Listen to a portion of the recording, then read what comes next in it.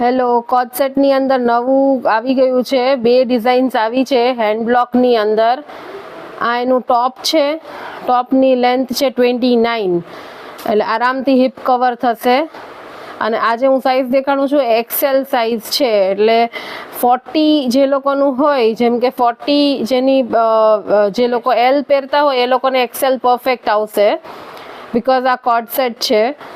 એટલે અને આ એનું પેન્ટ છે. પેન્ટની લેન્થ પણ પરફેક્ટ છે, 38 લેન્થ છે પેન્ટની. આની અંદર એક બીજો કલર આવ્યો છે,